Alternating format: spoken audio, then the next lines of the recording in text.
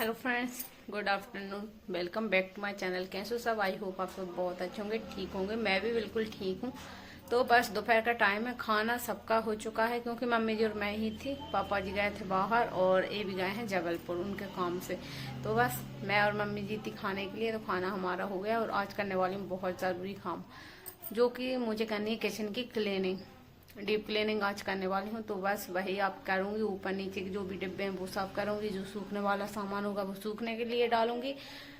और वैसे तो मैं कुछ कुछ सामान सुखाते गई थी, लेकिन जो नहीं सूख पाए उनको मैं सूखने के लिए डाल दूंगी, डिब्बे धोते जाऊंगी। बस जो कि डीप क्लीनिंग होती है वो करने वाली हूँ। तो चलिए वीडियो को कंटिन्यू देखते रहिए। और अभी तो पहले सुलाऊंगी मैं बेदू को, क्योंकि बेदू की आने लगी नींद, तो उसको सुलाऊंगी, उसके बाद लगूंगी अपने काम में।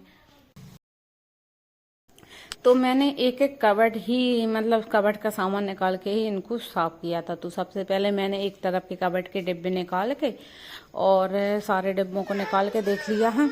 और इसके जो कबर्ड हैं वो बंद रहते हैं, तो इतना ज़्यादा गंदा तो नहीं हुआ, लेकिन थोड़ी बहुत जो बहुत ज़्यादा बारीक धूल है उसके अंदर चली ही जाती है। तो बस सूखे कपड़ों से उनकी धूल साफ़ की है और डिब्बों में भी थोड़ी बहुत जो धूल आ गई थी वो साफ़ की है। लगे हाथ में एक देखती भी गई हूँ कि कौन से डिब्बे में कौन सा सामान है और ख़राब तो नहीं हो रहा है, नहीं तो सूखने के लिए भी रखूँगी।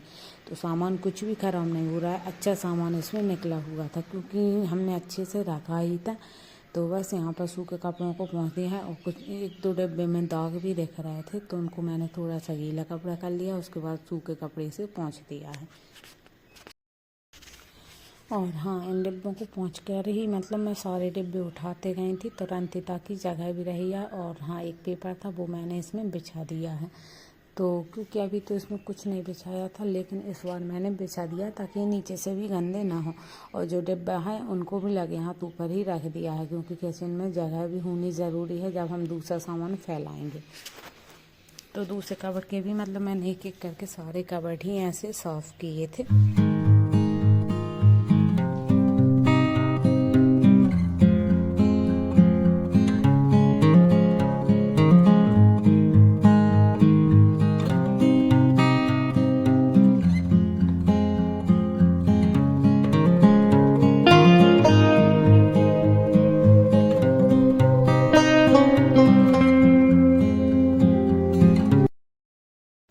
और जिस तरह मैंने ऊपर के एक करके कबर्ड साफ़ किया, उसी तरह मैं नीचे कबर्ड भी साफ़ कर रही हूँ। और धीरे धीरे रखते रखते भी इनमें बहुत ज़्यादा वेस्ट सामान भी रहता ही है, क्योंकि जो हम डेली उपयोग नहीं कर रहे हैं, जो हमारे काम का नहीं है, वो भी इसी में रख ही देते हैं हम।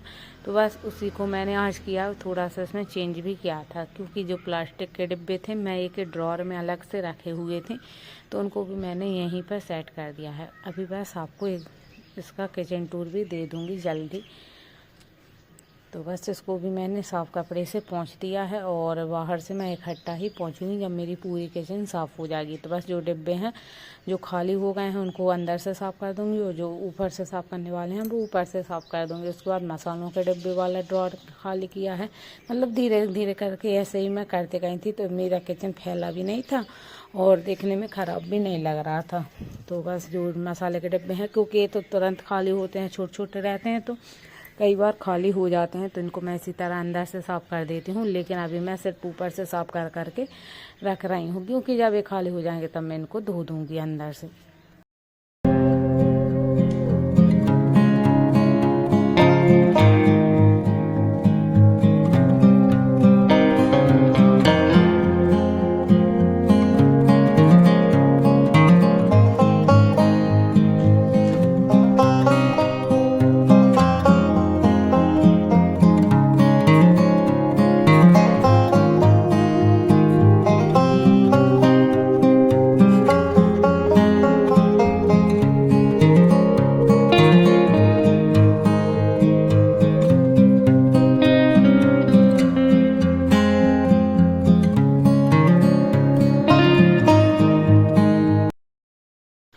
और इनके अंदर मैं कुछ पेपर ज़रूर बिछा रही हूँ, ताकि इनका जो मतलब नीचे से ज़्यादा गंदे ना हो। और मसालों के डिब्बे में भी एक मतलब पॉलीथीन जैसा कवर है, वो बिछा दूँगी, ताकि जो मसाले के डिब्बे में चिकनाई रहती ना वो इसके अंदर ना लगे, क्योंकि साफ़ करने में थोड़ी सी दिक्कत होती है। और ये काम मैंने सुबह मतलब दोपहर के 3 बजे से स्टार्ट किया था और अभी मतलब शाम के बज गए हैं। अच्छा, और अब करूँगी खाने की तैयारी। और खाने की तैयारी में आज बनाऊँगी मैं सहजन की जो फली होती हैं वो बनाऊँगी, जो कि मैं आपके साथ रेसिपी शेयर करूँगी। लेकिन उससे पहले जो डिब्बे साफ हो गए हैं वो जमा दूँगी। उसके बाद देखिए मैंने टमाटर की प्यूरी, लहसुन अदरक का पेस्ट, मूंगफली का पेस्ट और साथ में प्याज का पेस्ट ये बना लिया है। और इसके बाद राई जीरा डाल दिया है। खड़े मसाले हों तो वो आप डाल सकते हैं, मेरे पास ख़त्म हो चुके थे तो वो नहीं है। इसके बाद लहसुन अदरक का पेस्ट डाल दिया, थोड़ी देर इसको भूनना है। उसके बाद मैंने प्याज डाल दिए और प्याज डालने के बाद तुरंत ही हम इसमें नमक डाल देंगे, तो नमक से प्याज जल्दी भुन जाती है और इसका जो पानी है वो जल्दी से सूख जाता है। तो बस नमक डाल दिया है। उसके बाद जैसे ही प्याज भुन जाती है उसके बाद मैंने जो पेस्ट बनाया था इसको थोड़ा सा मैंने पतला करके डाला है, मूंगफली का पेस्ट। तो बस मूंगफली के पेस्ट को मैंने पतला करके डाल दिया है। थोड़ी देर इसको भूनना है। उसके बाद उसी मूंगफली की कटोरी में मैंने कुछ बेसिक मसाले जैसे कि हल्दी पाउडर, लाल मिर्च पाउडर, धनिया पाउडर और गरम मसाला, तो इन सबको मैंने भिगो दिया है। तो मसाले भिगो के डालते हैं, इससे ना तो मसाले गलते हैं और अच्छे से मतलब इनका टेस्ट भी बहुत अच्छे से आता है। तो जैसे ही जो मैंने मूंगफली का पेस्ट डाला था उसमें तेल छूट गया, तो उसके बाद जो मसाले वो डाल दिए हैं। साथ में ही मैंने इसमें टमाटर की प्यूरी डाल दूँगी, तो साथ में ही दोनों अच्छे से भुन जाएंगे, क्योंकि दोनों का भुनना अच्छे से ज़रूरी है। नहीं तो कच्चापन अगर इसमें रह जाता है तो वो सब्ज़ी का टेस्ट नहीं आता है जो हमें चाहिए रहता है।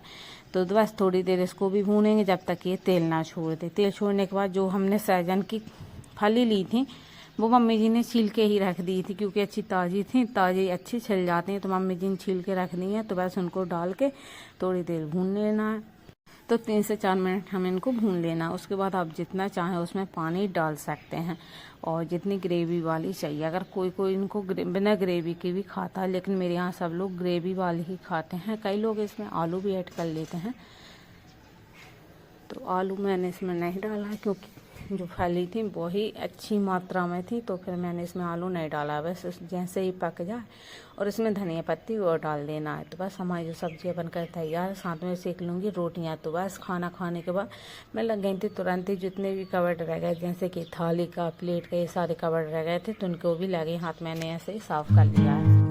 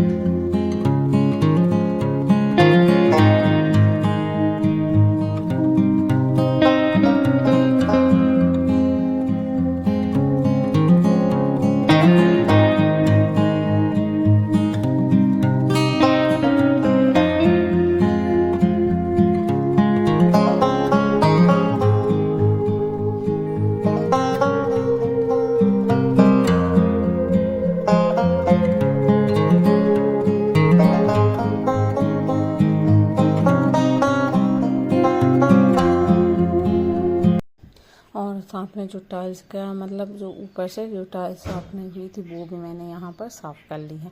और अब बस क्योंकि सारी क्लीनिंग हो चुकी है, किचन की सिर्फ यही सब रह गया और उसके बाद सब्ज़ी की टोकरी दोनों ही रह गए थे। तो बस मैंने ऊपर से पहले साफ़ कर लिया, उसके बाद नीचे की जो ड्रॉर हैं उनको ऊपर से भी साफ़ कर दिया, क्योंकि अंदर से साफ़ हो गई थी लेकिन ऊपर से साफ़ होना ज़रूरी है। तो वो सारा काम हो गया था और मेरी किचन लगभग क्लीन ही रह गई थी, लेकिन सब्ज़ी की टोकरी रह गई थी। तो सब्ज़ी की टोकरी मैंने दूसरे दिन क्लीन की थी, क्योंकि मतलब मुझे फिर लेट हो गया था और वैसे ही परेशान करने लगी थी, इसलिए फिर लेट हो गया था। तो बस अभी तो इतना ही कर पाई थी मैं।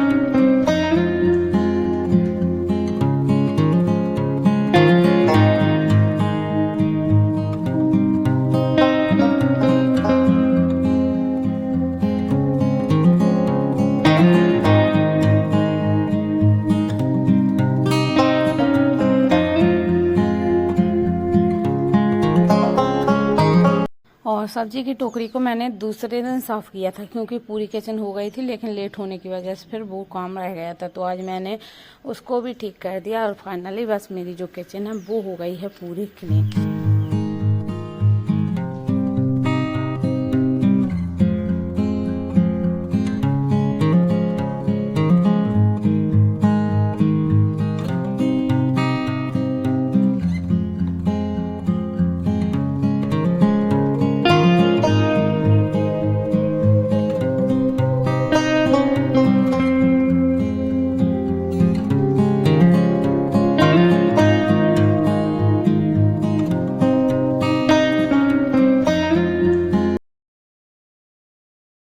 और सब्जियों को भी मैंने उनकी जगह पे लगा दिया। पेपर इसलिए लगाती हूँ ताकि इसमें जो भी कचरा रहता है, मिट्टी रहती है, छिलके वगैरह रहते हैं प्याज के, वो नीचे नहीं गिरते, इन पेपर पे रह जाते हैं, ताकि जो हम पेपर हैं उनको निकाल के अलग कर सकें।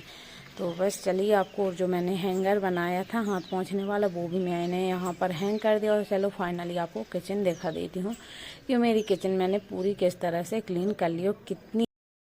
तो बस फाइनली मेरी जो किचन अच्छे से क्लीन हो गई और मुझे तो बहुत ही अच्छी लग रही है। हर सामान अपनी अपनी जगह पे है, पूरी किचन मेरी चमक रही है। देखने में लगता है कि काश हमेशा ऐसे ही रहे किचन, लेकिन काम करते हैं वो तो गंदी होगी ही होगी। तो बस, तो आज था मेरा ये वाला ब्लॉग। कैसा लगा है कि कमेंट में ज़रूर बताना। वीडियो पसंद आए तो लाइक करना, शेयर करना, न्यू सब्सक्राइब जरूर करते जाना। मिलते हैं हम नेक्स्ट ब्लॉग में, तब तक के लिए take care, goodbye and good night.